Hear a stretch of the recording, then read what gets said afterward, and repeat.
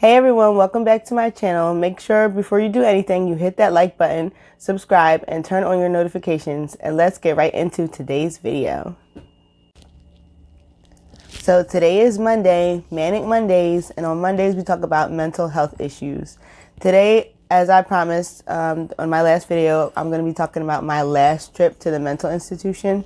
I'm not really going to be talking about what led up to it so much as like right before I was institutionalized and then my stay in the institution. So that's what we're really going to be focusing on today.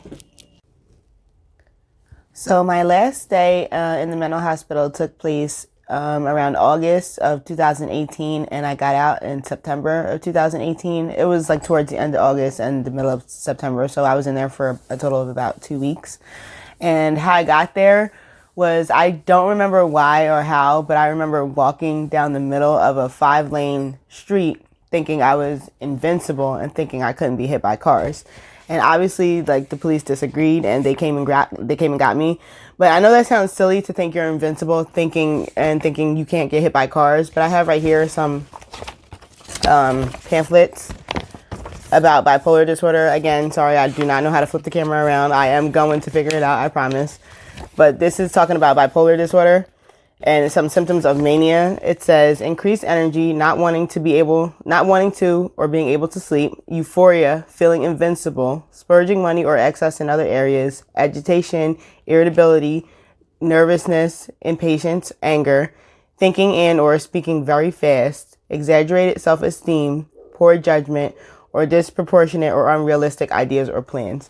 So to think you are invincible, to think you can't get hit by a car might sound silly to you guys, but when you're in a manic episode, when you're having a manic state of mind, you really think like that. So I was walking down the street thinking I could not be hit by cars, and I got grabbed up by the police. About 5 or 6 cop cars showed up, and they grabbed me. They put my hands behind my back. They put me in cuffs.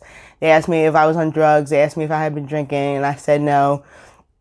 And then they put me in the back of the cop car. And while I was in the back of the cop car, I remember I was saying all this like mean, nasty stuff to the police. And that's when they took me to the triage center. The triage center is a place where they take you first to evaluate you to see if you need to go into the mental hospital, if you need to go to jail, if you need to go to the regular hospital, something like that. So they took me to the triage center first, and they gave me medicine there, even though I said I didn't want to take it. They gave it to me anyway, and I had to take it, and it knocked me out. And then the next day I woke up around 6 o'clock in the morning and they were putting me in an ambulance. And that's when they took me to the mental hospital. So when you get to the facility, the first thing they do after checking you in and all that is they give you a room. And depending on the facility, you can have a roommate, you can have a room by yourself. I've been able to stay by myself before. I've had roommates. It's most likely that you're going to have 1 to 2 roommates when you're staying in a mental hospital. So they give you a room. The next thing they do is you see the doctor. You see a psychiatrist, and that doctor is going to either prescribe you medicine that you have already previously been taking. They look at your chart and see, your mental history and your mental conditions, or they're going to prescribe you new medication. So the last time I went there, they prescribed me my old medications that I was previously on, which was lithium and risperidone, which I did not like those medications at all. I did not want to take them, so I had previously stopped taking them, and they put me back on them.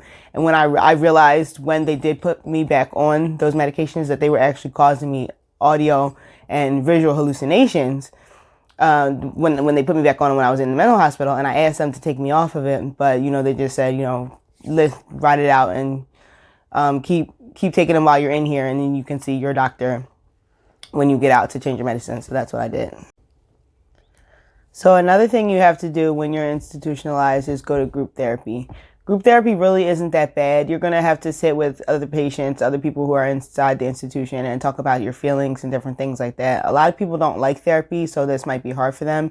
But for me, group therapy is it's just another form of regular therapy. I generally go to therapy, so it's not hard for me to sit and talk about my feelings with other people. But if you don't go to group therapy, if you don't leave your room to eat meals, like let's say you have your meals brought to you in your room, if you don't go to the cafeteria to eat your meals, if you do not take your medicine, if you do not do all these things, they're going to see you as being non-compliant with the rules of the institution, and they will keep you longer. So some other things that you can expect to experience while being inside the mental institution, mental hospital, is that they do take you outside for like 20 minutes to an hour every day, or they try to, depending on the weather, which is nice. You can get some fresh air. I used to smoke cigarettes, but the last time I was institutionalized, the state where I live banned the smoking of cigarettes in all hospitals. So the last time I was institutionalized, I was not allowed to smoke cigarettes. But previously being institutionalized, I was allowed to, they take you outside and you are allowed to smoke cigarettes. They take you out like maybe 2 to 3 times a day to smoke cigarettes, but that they don't do that anymore in this state. Some facilities also have a gym. They take you there in addition to going outside sometimes, or they take you in substitution of going outside. I like to go in addition to going outside because that way you can get fresh air and exercise.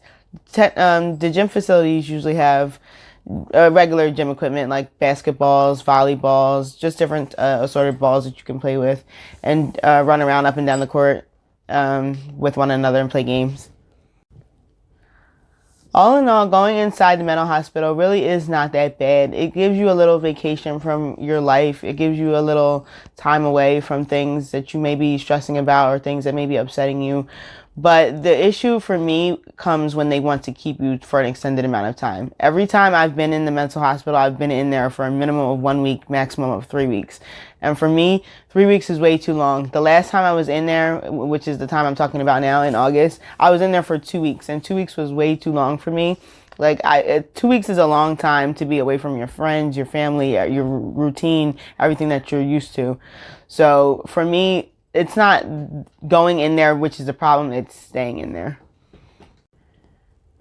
So that's pretty much your typical stay in the mental hospital. First, they're going to check you into a triage center and make sure you really need to be there. And then they're going to check you into your room, and you may or may not have roommates. Next, you're going to see the doctor, and they're going to either prescribe you new medications or the same medications that you were previously on. The last thing you need to do is go to group therapy, participate in activities, and you will get out of there a lot faster than if you do not do all of these things. Well, thank you for joining me and listening to my story. I hope you join me for Freestyle Fridays coming up this Friday, when I will be doing unpopular opinions. Thank you for watching. Bye.